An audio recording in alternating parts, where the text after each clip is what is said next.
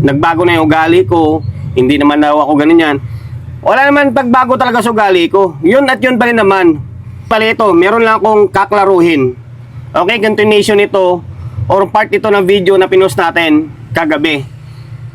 Tungkol sa sabi ko na bakit hindi sinama yung MCB or CB man yun. Doon sa shoutout nila. Merong iba na minasama nila yung content ko. Samantala, nagtatanong lang naman ako. Ay mga nagsabi pa na nagbago na yung nagbago na yung ugali ko, hindi naman daw ako ganun yan. Wala naman pagbago talaga sa ugali ko. Yun at yun pa rin naman. Video is video lang naman ito. Content is content. Wala tayong personalan. Di ba? And then nagtatanong lang naman tayo eh. And then marami kasi nag-PM sa akin, nagtatanong. Kaya nga ginawan ko ng video eh. And then para maklaruan tayo, di ba? Wala namang masama doon eh. Di ba? Wala namang masama sa video natin. Pero lang kung masamain nyo. Di ba? Kasi tanong lang naman yun eh. And then hindi naman talaga natin alam yung tunay na kwan eh. Kaya nga nag-aantay tayo ng sagot eh. Aantayin natin kasi sabi ni Sir, gagawa siya ng video para may paliwanag sa atin na okay, di ba? Meron kasi iba na binabanatan tayo na kung ano na lang sinasabi sa atin. Okay, bahala kayo, di ba? Sa akin gatas video nga ito eh. Di ba?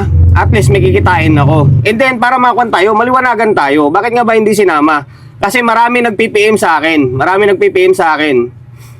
Di ba? Eh, gusto ng tao kasi maliwanagan eh. Ganito kasi yan. Ito, inuulit natin ha. Opinion ko to. Wala tayong personalan. Inuulit ko. Wala tayong personalan dito. Wala naman to. Video lang naman. Event kasi yan eh. Kahit saang event ka, tapos pinagawa mo ng video, nagpa-live ka dyan, may magpupuna at magpupuna niyan. Lalo na mainit pa yung dalawang box, di ba?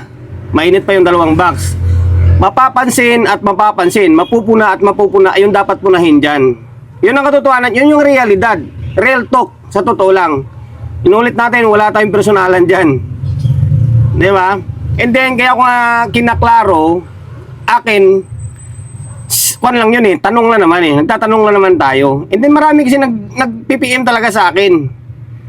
Marami nag-PPM dito sa akin. Pwede kong kwanto eh, kaso basta. Pero antayin natin para kahit pa paano maliwanagan tayo, di ba? Kung bakit hindi nga ba isinama doon. Kasi nandun na eh, di ba? Nandun na. Hindi na nga natin alam eh. Eh, sabi ng iba na baka natakot sila sa MCB or natakot yung MCB kaya hindi nagpa-set up. Kaya nag-aantay tayo ng katanungan. Inuulit natin, wala tayong personalan. Wala tayong personalan, video lang, di ba? And then nagtatanong kami na kailangan ba masagot? Kung sagutin nyo, okay. Kung hindi, wala namang problema diyan. Magiging kwan yan, magiging malaking katanungan na lang. Yun lang naman ang gusto namin eh. Yun lang naman gusto ko rin. And then gusto ng mga nagtatanong. Diba? Kinaklaro lang natin. And then sa part naman na nagbago tayo ng ugali, hindi naman siguro.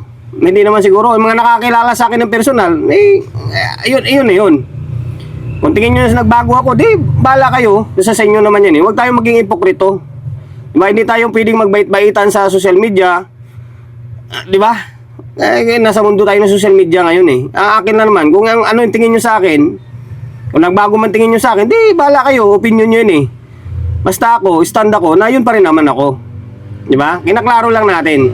Hindi tayo nagbago, hindi tayo, minsan kasi may mga nag-comment pa doon na nagmumukha na akong tanga.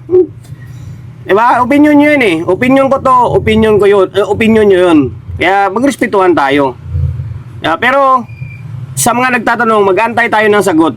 Kasi sabi nga ni Sir kagabi, na nag-comment doon sa may video ko na gagawa sila ng video na yun nga ipapaliwanag nila kung bakit hindi naisama, di ba? And then CB daw yun, original na CB, tapos hindi daw yung CB yun. Pero para sa akin kahit CB yun or ano man yun, dapat sinama na lang or sinali na lang kasi nandun na eh. Kaya antayin natin yung sagot. Inuulit ko wala tayong personalan. Kung sino may yung mga nagagagalit sa akin dyan, kwan lang naman to, kunting-kuntin lang naman to eh. And then, maaring tanong na pwedeng sagutin. Kung ayaw sagutin, Wala namang problema doon. Pero pag hindi sinagot, di malaking katanungan, di ba? Alam niyo naman, mainit yung issue ng 2 box. Kaya kunting silip, alam niyo naman yan, is magiging kwan siya, magiging issue. Di ba? Lalo na may mga nag-live kasi nung una na dapat kasali talaga yun, tapos hindi na isali. Yung iba naman kasi nun, yan lang naman inabangan nila, issue eh. Okay, inuulit natin, wala tayong personalan.